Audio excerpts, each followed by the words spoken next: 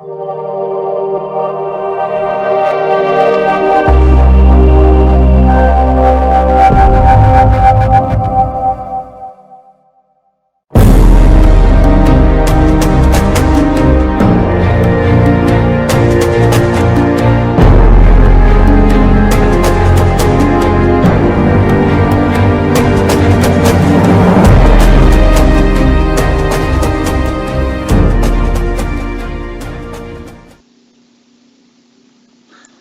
vaxtınız xeyir, hörmətli dinləyicilər, əziz tamaşaçılar, sizi təkrarən Osman Qızı televiziyasının Rakurs rubrikasında xoş gördük.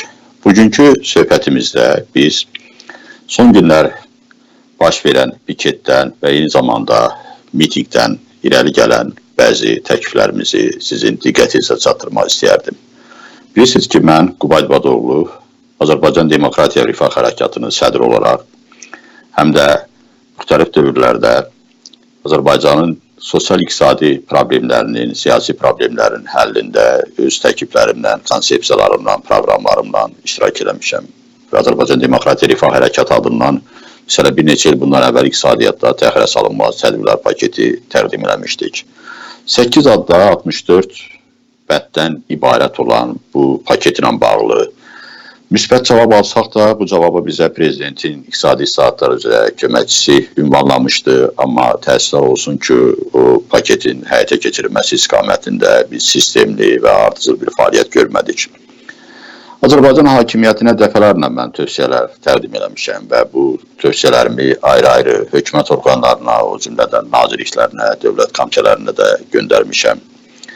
Və bu tövsiyələrin bəzilərini görmüşəm ki, yerinə yetirirlər. Yəni ki, müxtəlif proqramlardan, konsepsiyalardan bizim adımıza olmasa da öz adlarından təqdim edirlər. Amma çox təəssüf olsun ki, hansı tövsiyələr ki, birbaşa xalqın rifahı ilə bağlıdır, sizin yaşayışınızla əlaqədərdir və eyni zamanda onun arxasında deyək ki, heç bir korrupsiya imkanları yoxdursa, onlar hələ də diqqətdən kənarda qalır. Ona görə mən də öz növbəmdə hesab elədim ki, bu istiqamətdə fəaliyyətimizi sizlərlə bərabər davam etdirməliyik və bizim hörmətli dinləyicilərimizin son piketdəki çıxışını da diqqətlə izlədim və məndə belə bir təəssürat yarandı ki, həqiqətən bizim qaldırdığımız məsələlər elə ictimaiyyətin də diqqətində olan əsas problemlərdən ibarətdir. Çünki sizlər o piketə gələndə də həmin problemlərlə gəlmişdiniz. Dərdinizi danışanda da həmin söhbətləri aparırdınız. Hansı ki, biz dəfələrlə məsələ bu efirdən sizlə onu müzakirə eləmişik və eyni zamanda nəinki sizlə müzakirə eləmişik, həm də onun əsaslandırmışıq, onun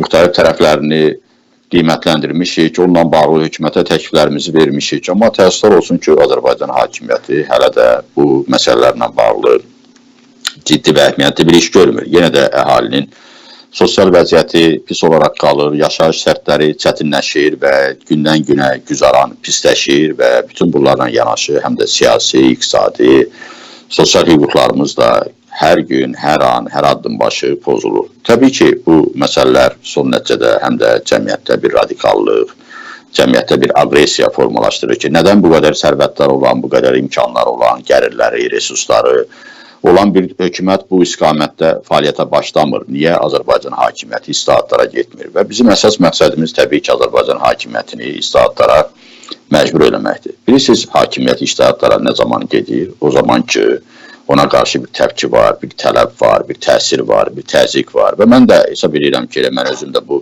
hakimiyyətin yerində olsam və görsəm ki, xalqın heç bir tələbi yoxdur, heç bir istəyi yoxdur. Xalq ümumiyyətlə bu istiqamətdə baş verənlərlə maraqlanmır, laqeyddir, müşahidə edir, ortalığa mövqə qoymur. O zaman hesab edirəm ki, nəyə görə bu gedişi dəyişim, hansısa bir islahatlara gedim və bu islahatların özünün də müəyyən maliyyə yükü var, müəyyən təsirləri var.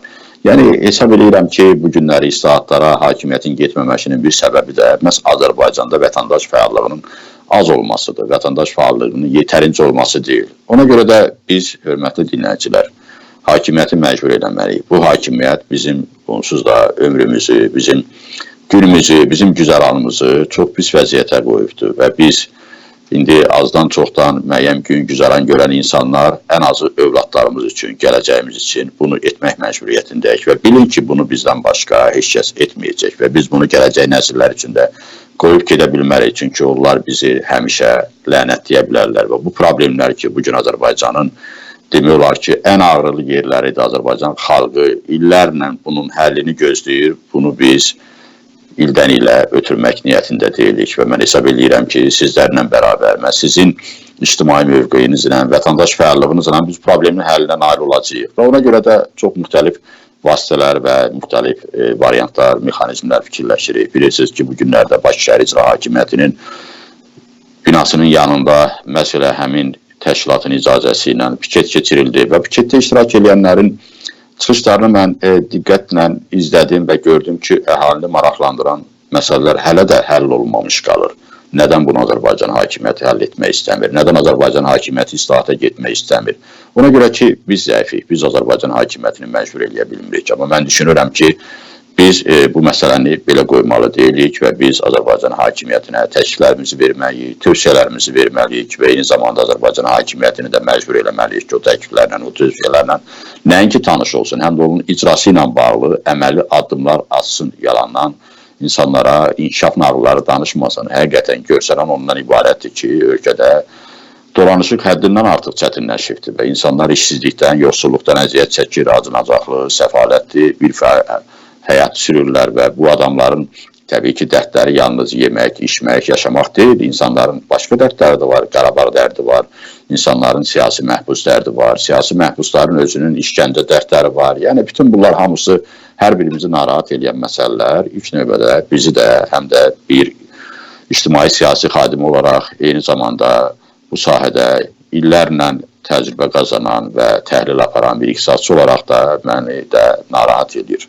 Buna görə mən belə qərara gəldim ki, bir neçə məsələlərlə əlaqədar olaraq sizlə məsləhətləşməyə gedim. Bununla bağlı bugün də özümün Facebook səhifəmdə fikirlərimi bölüşmüşəm və mənim təklifim nədən ibarətdir? Xahiş edirəm, dinləyin və diqqətlə qulaq asın. Təklif edirəm ki, mitinqlərin Bakı şəhərinin mərkəzində keçirilməsinə icazə verilənədək Azərbaycan vətəndaşlarının konstitusiya hüquqlarını pozan, sosial-iqtisadi, siyasi haqlarına hörmət etməyən dövlət qurumlarının qarşısında davamlı piketlər təşkil olunsun.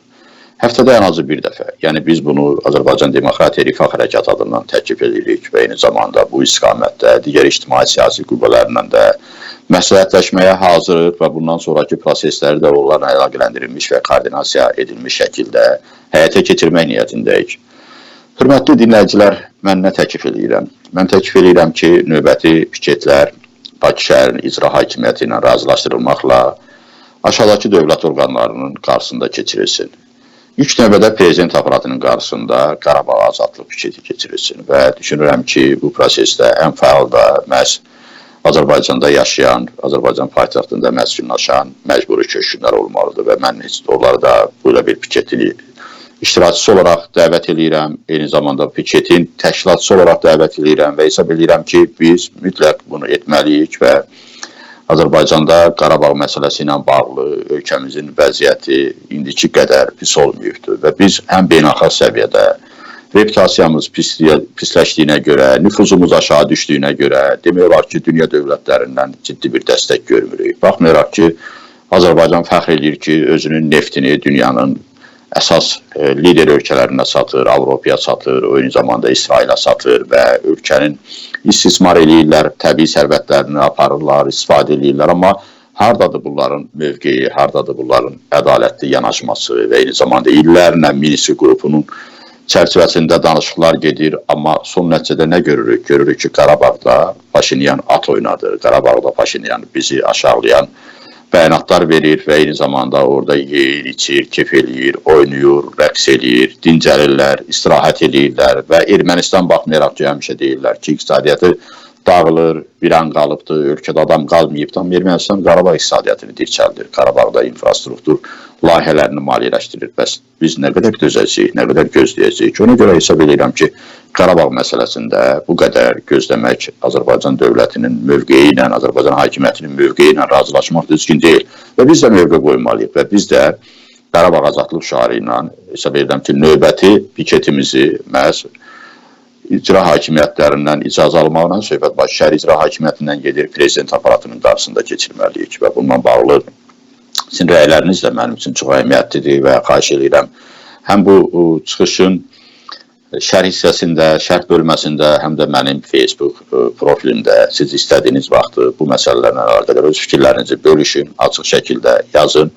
Əgər açıq şəkildə yaza bilmirsinizsə, mənim məktub qutuma göndərə bilərsiniz ki, onu yalnız siz və mən biləcəm ki, hansı təkliflər və hansı mövqelərdən ibarətdir.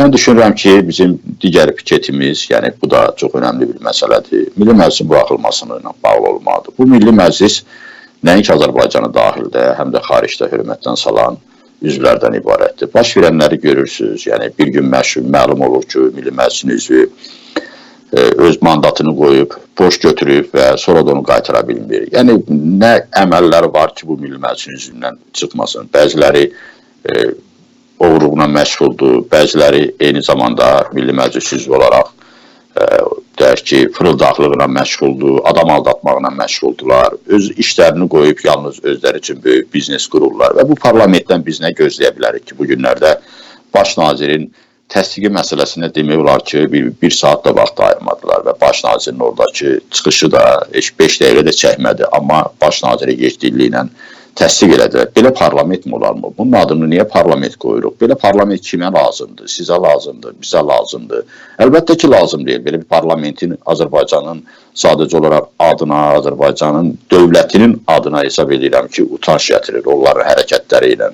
Nə qədər parlamentarlərin biz haqqında çox müxtəlif qəzetlərdən, mətbuatlardan, onların pis əməlləri ilə bağlı məlumatlar eşitmiş. Hətta parlamentin sədri belə, spikeri belə gedib özü üçün, öz ailəsi üçün deyək ki, Rusiyada striptiz klub açır və biznes qurur və bu da utandırıcıdır və hesab edirəm ki, belə parlamentinlə davam etmək düzgün deyil. Ona görə biz parlamentin qarşısında da piket keçirməliyik və parlamentin buraxılmasını tələb eləməliyik.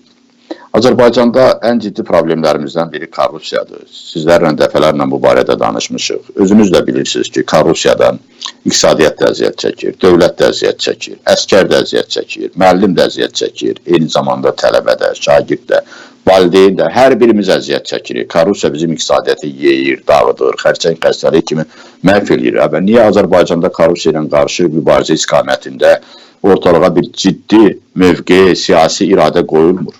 Və mən təklif edirəm ki, bu məsələdə diqqətimizdə olmalıdır və biz eyni zamanda korrupsiya son qoymaqla bağlı Nazirlər Kabinetinin qarşısına yığışıb öz tələblərimizi orada səsləndirməliyik. Nəyə görə?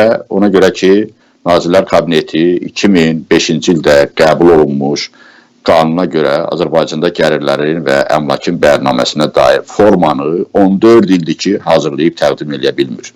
Niyə təqdim eləmir? Çünki ondan bunu istəyən yoxdur, bir siyasi iradə yoxdur. Niyə həmin qanun tətbiq olunmur Azərbaycanda? Niyə Azərbaycanda prezident, baş nazir, spiker, deputat, prokuror, eyni zamanda vitse-prezident və vitse-baş nazirlər, baş nazirin müavinlərini nəzərdə tuturam, hakimlər, niyə onlar gəlirləri və əmlakı barəsində bəyannamə doldurmurlar?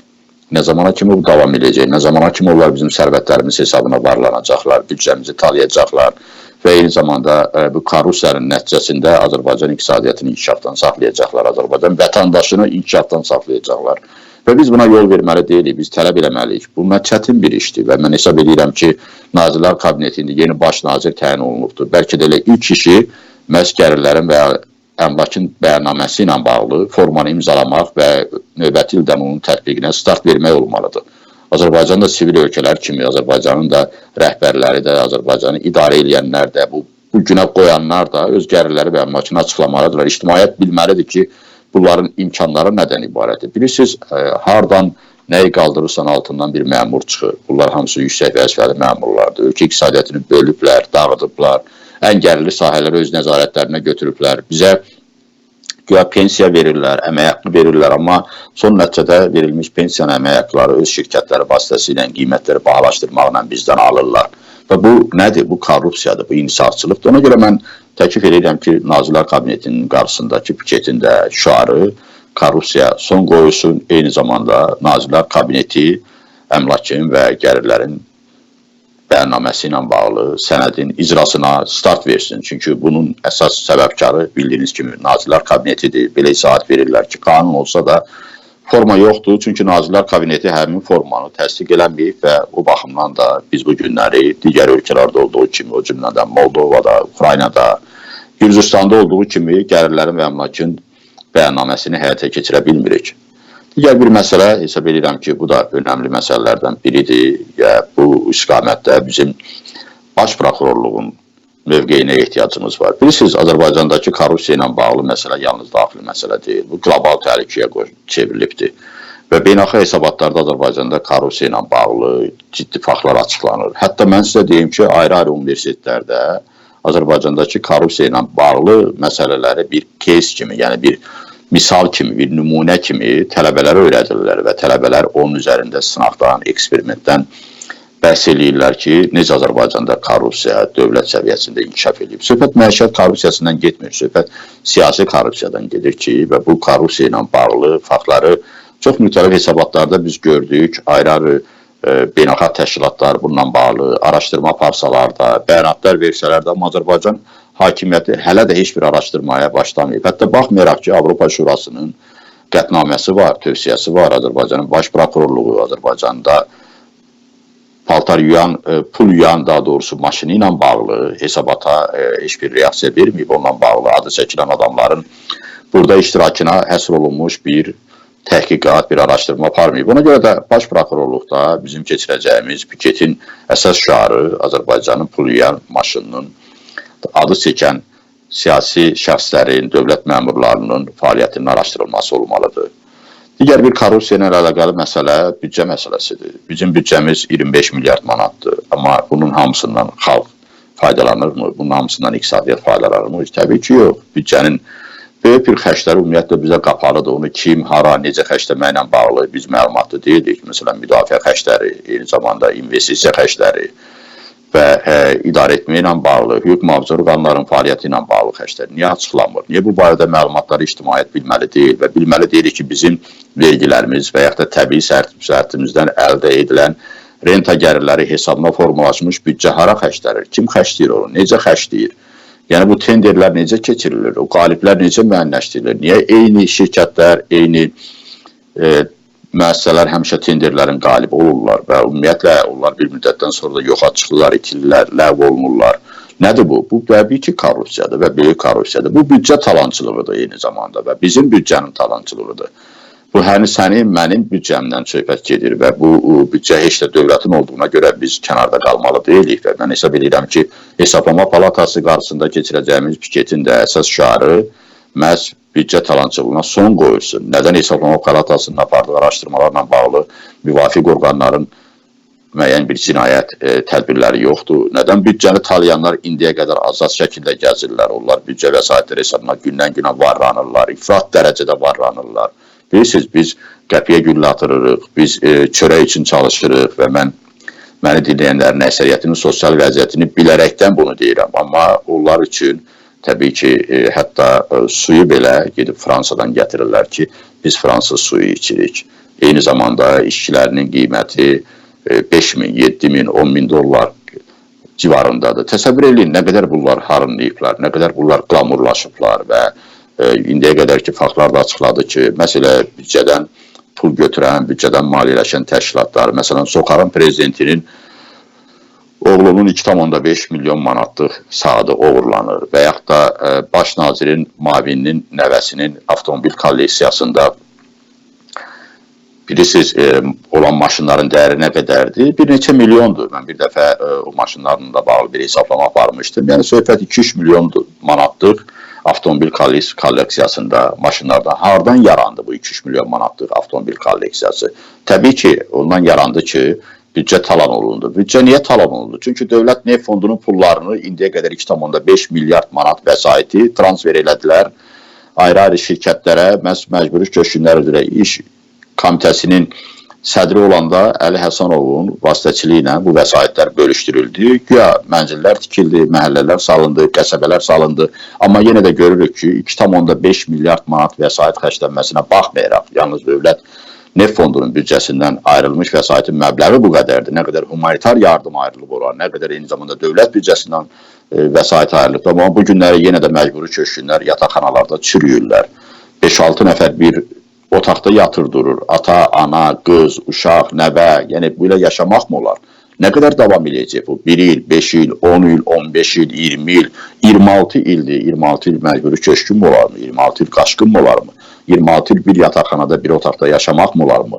Yəni bu problemlər niyə həll olunmur? Nədən? Ona görə ki, korrupsiya var ölkədə. Ona görə ki, Hesablama Palatası da öz funksiyasından, ötəsindən, səlahiyyətlərindən düzgün istifadə eləmir və lazımi şəkildə deyərdim ki, audit və yoxlamalar aparmır ki, bu büdcədən uğurlanmış vəsaitlər aşkara çıxarsınlar. Bununla bağlı müvafiq tədbirlər görülsün ki, heç olmasa korrupsiyanın qarşısı alınsın və imkan verilməsin ki, bu vəsaitlər indiyə qədər uğurlanıb, heç olmasa bundan sonra uğurlanmasın. Çünki gəlin yalnız özümüzü yox, həm də gələcəyimizi, övladlarımızı düşünək. Nə qədər bu davam edəcək. Və biz buna yox deməliyik ki, eyni zamanda biz buna son qoymalıyıq. Təbii ki, biz arzulayırdıq ki, bunun ən yaxşı variantı ondan ibarətdir ki, hakimiyyət bunu özü eləsin. Amma bu hakimiyyətə nə qədər vaxt verək? 1 il verək, 5 il verək, 15 il verək. Artıq İlham Əliyev 16 ildə hakimiyyətdədir və atasının hakimiyyətində nəzərə alsaq, deyərdim ki, 26 ildir ki, eyni ailə hakimiyyətdədir. Yaxşı, 26 ildə yataqxanada yaşayan, eyni zamanda uşaq bağçalarında məskunlaşan, məcburi köçkünlər üçün ev tikmək o qədər çətin iş oldu. 2,5 milyard manata bu işlərin hamısını görmək olardı, amma o vəsaiti elə istifadə elədilər ki, son nəticədə o vəsaitdən heç də bütün məcburi köçkünlər bəhrələnə bilmədi və bütün məcburi köçkünlər evlə təmin oluna bilmədi, mənzillə təmin oluna bilmədi. Ümumiyyətlə, məcburi köçkünlər bu günləri tələb edirlər ki, torpaqlarına qayıtsınlar, Qarabağa geçsinlər və hesab edirəm ki, bu həm də Qarabağa azadlıq məsələsi ilə bağlıdır və o baxımdan da istənilən halda bizim qarşımızda duran ən vacib məsələlərdən biri də məhz korrupsiya ilə əlaqəli fəaliyyətləri gücləndirməkdir. Elə məhz Qarabağdakı uğurumuz da bizim korrupsiyadan asılıdır. Niyə biz müdafiə büdcəsinin şəffaflığı ilə əlaqədar qaldırdığımız məsələlərə, mənim verdiyim tövsiyələrə, Azərbaycan Demokratiya Rifah Hərəkatının adından təqdim etdiyim təkliflər paketinə indiyə qədər nə parlamentlər, nə Müdafiə Nazirliyindən, nə Prezident Aparatından heç bir münasibəti yoxdur. Nə qədər davam edəcək? Ermənistan cəmisi 6 milyard dollar müdafiə məqsədi ilə 1993-cü ildən 2019-cu ilə kimi vəsait xərcləyib. Azərbaycan bilirsiniz nə qədər xərcləyib? 25 milyard dollardan çox vəsait xərcləyib. Azərbaycandakı xərclənmiş vəsait Ermənistanla müqayisədə 4 dəfədən çoxdur. Amma bu günləri Ermənistan qalib ordunun sahibidir. Ermənistan bizim işğal olmuş torpaqlarımızda at oynadır, amma biz məğlub ordunun sahibi olaraq torpaqlarımızı azad eləməyə belə cürətimiz və cəsarətimiz çatmır. Ona görə də hesab edirəm ki, korrupsiya ilə mübarizə məsələsi də elə Qarabağla əlaqəli məsələdir. İnsanların həyatı ilə, yaşayışı ilə, dolanışı ilə bağlı məsələdir və biz korrupsiya ilə mübarizə istiqamətində də mütləq fəal olub, öz imkanlarımızdan, təsir vasitələrimizdən istifadə eləməliyik. Amma mən düşünmürəm ki, bununla bütün problemlər bitdi. Bilirsiniz, bu problemləri qaldırmaqla həm də hakimiyyətə bir yol xəritəsi göstərirəm ki, ay hakimiyyət, indiyə qədər nə ilə məşğul olmuşsan, niyə bunları həll eləmirsən, niyə indiyə qədər sən deyək ki, hakimiyyət olaraq Əmək və Əhalinin Sosial Müdafiəsi Nazirliyi qarşısında da təbii ki, mən piket keçirmək və uşaq pulunun bərpa olunmasını tələb eləmək istəyirəm. Yenə deyirəm ki, özümüzdən düşünməli deyilik, övladlarımız da düşünməliyik. Bu insanlar indi az yalabaz böyüməli deyirlər. Bilirsiniz, statistik göstəricilər nəyi göstərir? Onu göstərir ki, Azərbaycan ailələrində uşaqların sayı azalır. Dəfələrlə mən bununla bağlı danışmışam. Azərbaycan ailələrində uşaqların qida rasionu pisləşir və onların boyuna, çəkisinə təsir göstərir. Bizim uşaqlarımız fiziki cəhətdən sağlam ola bilmirlər. Xəstəliklərin daşıyıcısına çevrilirlər. Çünki ölkədə tibbi sığorta yoxdur. Ölkədə uşaqların qayğısını çəkən dövlət proqramları yoxdur. Niyə uşaq pulu vermirlər? Dəfələrlə təklif eləmişik.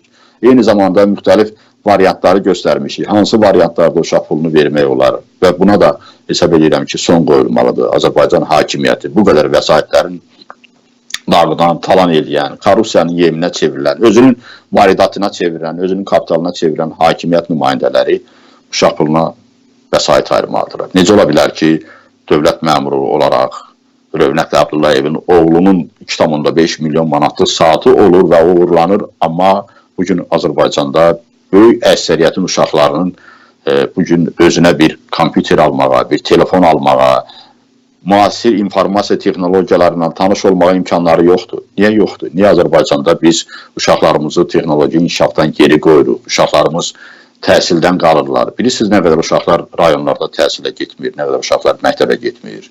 Və gedin baxın, görün pambıq tarlalarında nə qədər insanlar öz ailə üzvlərini, yəni uşaqlarını bu məcbur olaraq pambıq yığmağa məcbur edirlər. Bizim uşaqlarımız buna mı layiq uşaqlardılar? Azərbaycan milyonlar səltənəti, ölkənin bu qədər gəlirləri, bu qədər sərvətləri, 148,2 milyard dollarlıq neft pulları, ölkəyə gələn 260 milyard dollarlıq sərmayələr hara getdi? Niyə mənim balalarım, mənim övladlarım gedib pambıq tarlalarında günün altında onlar məktəbdən də yayınmaqla 5-10 manat pul qazanmaq üçün işləməlidirlər. Bunlar Azərbaycanlıdırlar. Bunlar bu varlı bir ölkənin vətəndaşlarıdırlar. Nə zamana kimi bu davam edəcək? Uşaq pulu vermək niyə problemə çevrilibdir? Niyə bunu özünüzə maliyyə yükü hesab edirsiniz? Amma bu qədər korrupsiya ilə yediyiniz pulları büdcəyə maliyyə yükü hesab eləmirsiniz. Şəxsən mən hesab edirəm ki, inhisarçılığın qarşısını alsaq biz, Azərbaycan büdcəsinə bilirsiniz nə qədər vəsait daxil ola bilər. Vergilər Nazirliyi gizli iqtisadiyyatı legallaşdırsa, bilirsiniz ki, bizim maliyyə potensialımız nə qədər yüksəkdir və nə qədər vəsaiti biz dövlət büdcəsinə cəlb edib və oradan da uşaq pulunun, eyni zamanda pensiyaların artırılmasına yönəldə bilərik. Bunun çox sadə formulları var və bunu etmək sadəcə olaraq istəmirlər. Buna görə istəmirlər ki, bu insanların ifahına təsir göstərəcək və bizim övladlarımız da yaxşı yaşamağa başlayacaqlar. Bu yaxşı yaşamaz yanlıq dövlət məmurlarına, mən hamısını şamil eləmirəm, yüksək vəzifəli dövlət məmurlarından deyirəm, onların övladlarına mütləq nəsib olmalıdır. Niyə Azərbaycanın bütün övladları, bütün uşaqları bu günləri dolanışıqdan, bu günləri təhsildən, səhiyyədən əziyyət çəkməlidirlər. Ona görə də hesab edirəm ki, ciddi məsələlərdən və şüarlardan biri də həm də gizli iqtisadiyyatın liberallaşdırılması və inhisarçılığın aradan qaldırılması olmalıdır. Maliyyə Nazirliyi düşünməlidir Azərbaycanda əmək haqqlarının artırılması ilə bağlı. Əmək haqqları çox aşağıdır və biz hələ də əmək haqqların orta nominal aylıq göstəricinə görə qonşu Ermənistandan və Gürcüstandan geri qalırıq. Götürün MDB statistikasının məlumatlarını, müqayisə eləyin və belə müqayisələri mən dəfələrlə təqdim eləmişəm. Niyə Azərbaycan vətəndaşları, işləyənlər belə az əmək haqqı almalıdır? Bugün Azərbaycan müəllimi də, həkimi də, Azərbaycanın professoru da öz əmək haqqları ilə bir aylıq xərclərinin yarısını belə ödəyə bilmirlər və bizim pensiyaçılarımız aldıqları təqaüdlərlə dərman pullarını, digər ehtiyaclarını, ən minimum ehtiyaclarını belə qarşılaya bilmirlər. Uşaqlarımızın qidaları çox bahadır, kifayət qədər vəsait tələb edir. Ona görə də hesab edirəm ki, əmək haqqlarının artırılmasıdır, eyni zamanda uşaq pulunun verilməsidir. Daha doğrusu bərpa olunmasıdır. Çünki 2006-cı ilə kimi Azərbaycanda uşaqlara pul verilirdi. Məhz İlham Əliyev hakimiyyəti dövründə uşaqlara pul verilməsi məsələsi dayandırıldı və məhz uşaq pulu verilməsini bərpa etmək lazımdır. Maaşları artırmaq lazımdır, təqaüdləri qaldırmaq lazımdır. Pensiya yaşını aşağı salmaq lazımdır. Hələ əksinə bunlar pensiya yaşını hər bir ildə 6 ay artırırlar. Və Azərbaycanda tezliklə kişilərin pensiya yaşı 65 yaşa, 2027-ci ildə qadınların pensiya yaşı 65 yaşa çatacaq və bərabərləşək. Və 65 yaş ömrümüzün sonudur və biz dəfələrlə göstərmişik ki, Azərbaycanda pensiyaçıların sayı azdır digər ölkələrlə müqayisədə, o cümlədən Belarusla, Rusiya ilə, Ukrayna ilə, Moldova ilə, Qazaxıstanla. Niyə bu qədər varlı dövlət az pensiyaçıları belə lazımi şəkildə təqaüd ilə təmin edə bilmir? Nədən bu pensiya yaşını artırırsınız? İnsanlar çox əksəriyyəti pensiya yaşına çatmamışdan həyatlarını itirirlər, dünyasını dəyişirlər.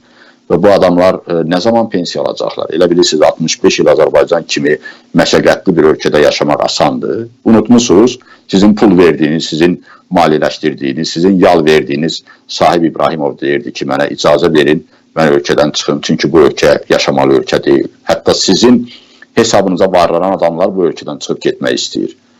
Unutmuşsunuz, Almaniyada neçə nəfər intihar eləyibdi, özünə qəsd eləyibdi, damarlarını doğrayıbdı.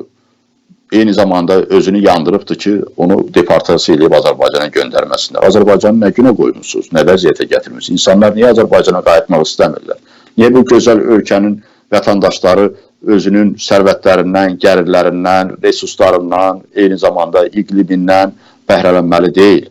Azərbaycanda normal həyat şəraiti yaradılmalıdır və bunun üçün mən dediklərim həyata keçirilməlidir, baş verməlidir. Mənim təkliflərim yalnız bunlarla bitmir. Çünki problemlərimiz o qədər çoxdur ki, Hətta mən demirəm ki, bunun hamısını əhatə edirəm, amma bütövlükdə götürəndə hesab edirəm ki, Azərbaycanda həlli vacib olan məsələlərdən biri də 2016-cı ilə kimi, daha doğrusu 2015-ci ilin dekabrın 21-nə dək valyuta ilə götürülmüş bütün kreditlərin kompensasiyasının ödənilməsidir.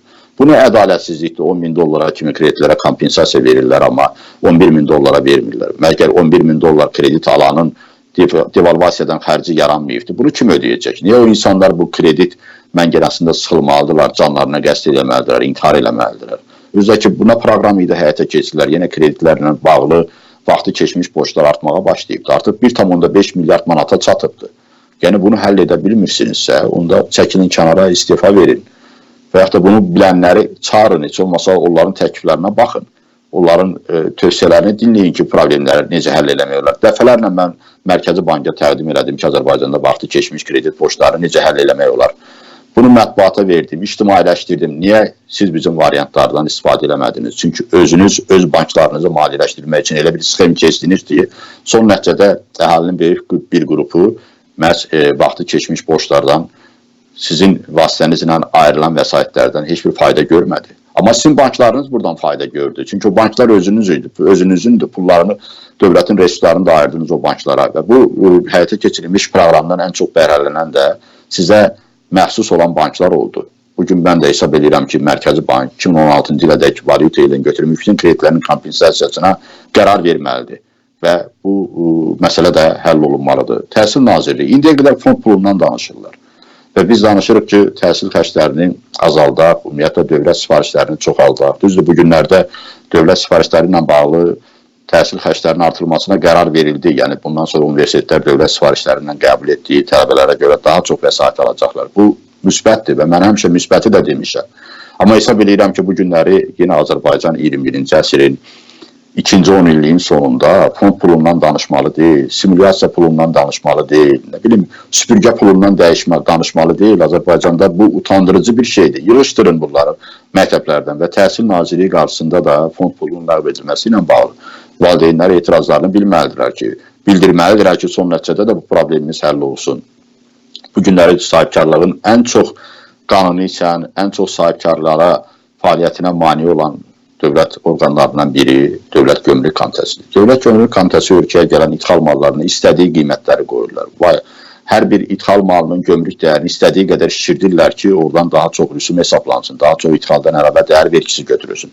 Belə olmaz. Bilirsiniz, bu nəyə gətirib çıxaracaq? Azərbaycanda ümumiyyətlə sahibkarlığın sıradan çıxmasını Azərbaycanın daxili bazarında əmtəyə qıtlığına gətirib çıxaracaq. Siz bilirsinizmi, nə edirsiniz? Nədən Dövlət Gömrük Komitəsi yalnız fiskal məqsədlərlə bu məsələyə yanaşmalıdır? Onun başqa funksiyası yoxdurmu? Niyə tənzimləyici funksiyalarından, sistemləşdirici funksiyalarından istifadə eləmir? Hesab edirəm ki, sahibkarlar da Dövlət Gömrük Komitəsinin qarşısında piket keçirməlidir. Tələblərini qoymalıdırlar ki, yığışdırın özünüzü, bəstirin bizi, çapdınız, taladınız, bizi soydunuz. Bu soyğuncu bir komitə olmalı deyil. Bu komitə sahibkarlığa kömək eləməlidir, şərait yaratmalıdır. Öz şirkətləri üçün daha əlverişli şərait yaradıb, başqalarını isə əlavə xərclərə düçar eləməli deyil, onun mallarını mütləq ambarlara göndərib, ambarlarda boşaltmaq, yerləşdirmək, yükləmək xərclərini sahibkardan onun canından çıxartmalı deyil və istədiyi qiymətlərlə gömrük dəyərini şişirtməli deyil. Bütün bunların hamısına son qoyulmalıdır. Dövlət Əmlak Komitəsi indiyə qədər nə qədər qeydiyyatda olmayan evlər var, sənədsiz evlər var. Niyə bu sənədsiz evlərin qeydiyyata salınması ilə bağlı işlər ləngiyir, baxmayaraq ki, Prezidentin fərmanı var, sərəncamı var, nəsə qərarlar, qəbullar olunub. Amma bu günə qədər yenə də insanlarımız yaşadığı ərazilərdə illərlə sahib olduğu mənzillərə mülkiyyət haqqı ala bilmirlər. Nə problemdir? Niyə bunu siz həll edə bilmirsiniz? O baxımdan da hesab edirəm ki, həlli vacib problemlərdən biri də məhz mülkiyyət haqqının verilməsi ilə bağlı Dövlət Əmlak Komitəsindən biz öz mövqeyimizi əsaslandırıb bu istiqamətdə onlardan ciddi qərarlar qəbul etməyi tələb etməliyik. Başqa cür mümkün olmayacaq. Biz ora getməsək, onlardan bunu tələb etməsək, onlar görməsək ki, həqiqətən buradakı bu problem həll olunmamağına görə insanlar narahatdırlar, o problem heç vaxt həll olunmayacaq. Niyə Azərbaycanda qaza və işığa görə limit tətbiq olunur və bu qədər imkanları olan ayrı-ayrı ölkələrdə milyardlarla dollar sarmaya yatıran, yalnız İsveçrədəki Sokar Trading SA şirkətinin dövriyyəsi 2018-ci ildə 98 milyard dollar olubdur. Amma bu Azərbaycan vətəndaşlarından qaza və işığa görə limit qoyaraq daha çox istifadə edənlərdən daha çox pul alır. Bilirsiniz, rayonlarda qaza tələbat nə qədər çoxdur. Bilirsiniz ki, rayonlarda hər şey yanacaq olaraq qazla həll olunur. Və insanlar bunun haqqını necə ödəsinlər? Yığışdırın bu limitləri. Mən hesab edirəm ki, SOCAR qarşısında bizim əsas tələbimiz də məhz bu olmalıdır və biz SOCAR-ın da qarşısında piket keçirməliyik. Biz Azərbaycanın da qarşısında, biz Bakı elektrik şəbəkəsinin də ki, bu limitlər ləğv olunsun və Azərbaycan xalqı öz sərvətlərindən heç olmasa imkanları çərçivəsində istədiyi qədər istifadə edə bilsin, istədiyi qədər qızına bilsin, istədiyi qədər də ki, həmin yanacaq materiallarından öz sağlamlığı üçün, öz şəraitini formalaşdırmaq üçün istifadə etmək imkanlarına malik olsunlar. Hörmətli dinləyicilər, mən hesab edirəm ki, bu məsələlər mən hansı ki qaldırdım, ayrı-ayrılıqda həm də müzakirəsi vacib olan məsələlərdir. Biz zaman-zaman bunu müzakirə edəcəyik, bu istiqamətdə sizi məlumatlandıracağıq və bu demək deyil ki, mən bu günləri sizləri dəvət edirəm, gedəsiniz bu dövlət orqanlarının qarşısında piket keçirməlisiniz. Biz Azərbaycan qanunlarının həmişə aliliyinə hörmət eləmişik və istəmişik ölkəmizdə hüquqi dövlət qurulsun. Odur ki, biz bütün bunların hamısını Konstitusiyanın bizə verdiyi hüquqlar çərçivəsində reallaşdırmaq niyyətindəyik və biz Azərbaycan Demokratiya və Rifah Hərəkatı adından Bakı şəhər icra hakimiyyəti ilə razılaşdırmaqla bu dövlət qurumları qarşısında piket keçirilmək üçün israrlıyıq və bununla bağlı yenə deyirəm ki, sizi əlavə olaraq məlumatlandıracaq. Amma elə şeylər var ki, bunu razılaşdırmaq, bunu gedib Bakı şəhər icra hakimiyyətindən icazə alıb həyata keçirməyə ehtiyac yoxdur. Məsələn, hesab edirəm ki, burada sadalanan müxtəlif məsələlərlə bağlı biz sosial şəbəkədə də kampaniya apara bilərik.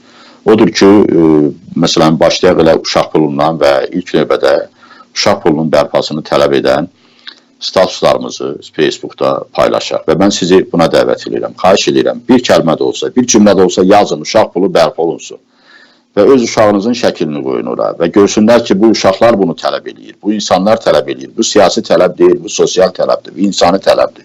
Bu bizim gələcəyimiz üçün vacib olan bir tələbdir. Odur ki, sizləri aktiv olmağa, fəal olmağa çağırıram. Eyni zamanda hesab edirəm ki, mənim təqdim etdiyim bu bir yol xəritəsidir. Hakimiyyətdə oturanlar, götürün bu yol xəritəsini, baxın, görün ölkəyə nə qədər problemlər qoymuşsunuz, nə qədər problemlər yaratmışsınız, niyə onların həlli ilə məşğul olmursunuz, niyə bilmirsiniz ki, bu problemlərin həlli islahatlardan keçir, niyə islahat aparmırsınız, ona görə bilirəm niyə, bilirəm ki, ona görə ki, bilirsiniz ki, islahatlar son nəticədə sizin uğurladığınız vəsaitlərin həcminə azaldıcı təsir göstərəcək, büdcə talançılığına son qoyacaq, korrupsiyanı azaldacaq və ona görə siz islahatlara getmişsiniz. Çünki siz Azərbaycana fürsət kimi baxırsınız, Azərbaycanın sərvətlərini də, Azərbaycanın gəlirlərini də, Azərbaycanda vətəndaşların da, şirkətlərin də, qazanclarını da mənimsəmək üçün bu hakimiyyəti zəbt eləmişsiniz, qəsb eləmişsiniz. Ona görə də nə qədər gec deyil, bir daha düşünün və bilin ki, Azərbaycan xalqı sonadək öz haqqı üçün, öz hüquqları üçün mübarizə aparmaq da israrlıdır və siz bunu gördünüz. Siz gördünüz ki, 9 oktyabr piketində Azərbaycan xalqının nümayəndələri öz problemlərini, öz dərdlərini necə təqdim edirdi və hesab edirəm ki, bu həm də hakimiyyətə bir ismarışdır. Hakimiyyət bundan nəticə çıxarmalıdır. Hakimiyyət bilməlidir ki, Azərbaycan xalqının problemlərini həll etməsə, bu hakimiyyət qala bilməyəcək və bu hakimiyyət istifaya getmək məcburiyyətində olacaq və nə qədər gec deyil, hesab edirəm ki, günü bugündən hakimiyyət fəaliyyətə başlamalıdır, islahatlara başlamalıdır. Əks təqdirdə yenə deyirəm ki, Azərbaycan xalqının tələbləri ilə, təpkiləri ilə, təzyiqləri ilə üzbəüz qalacaqlar və Azərbaycan xalqı hesab edirəm ki, özü öz problemlərinə sahib çıxacaq, özü öz hakimiyyətini formalaşdıracaq və Azərbaycanın işıqlı və parlaq gələcəyi üçün Azərbaycan xalqının görəcəyi işlər mənim də, sizin də, hər birimizin görəcəyimiz işlərdən daha çoxdur. Amma o zaman bu işin effekti, nəticəsi olacaq ki, biz xalq olaraq bir mövqedə olacaq, biz xalq olaraq vətəndaş fəallığı göstərəcəyik, biz xalq olaraq eyni zamanda problemlərimizə və digərlərinin problemlərinə laqayd qalmayacaq. Başqasının problemini də öz problemimiz hesab edəcəyik. Odur ki, mən xalqıma güvənirəm, inanıram ki, 9 oktyabr göstərdi ki, Azərbaycan xalqı çox şeyə qadirdir. Hörmətli dinləyicilər, və mən inanıram ki, sizin sayənizdə biz Azərbaycanda ölkəmizi həm maddi cəhətdən rifahlı, həm təhlükəsiz, həm də ki, sosial baxımdan təminatlı bir ölkəyə çevirəcəyik və inanıram ki, bu son nəticədə hər birimizin uduşu olacaq, hər birimizin uğuru olacaq və Azərbaycanın parlaq gələcəyi üçün bizim bir töhfəmiz olacaq. Odur ki, fəal olun, bizləri izləyin, bu çıxışları paylaşın, eyni zamanda həm sosial şəbəkədə, həm də ki, internet televiziyalarında deyilənləri digərlərinə çatdırın, bölüşün. Bizim dediklərimiz həm də bir maarifləndirmək üçündür, həm də sizin problemlərimizin həllinə xidmət edir. Fəal olun, hörmətli dinləyicilər. Bir daha təşəkkür edirəm, çox sağ olun bugünkü söhbətə vaxt ayırdığınız üçün. Növbəti dəfə görüşənədək. Hələlik.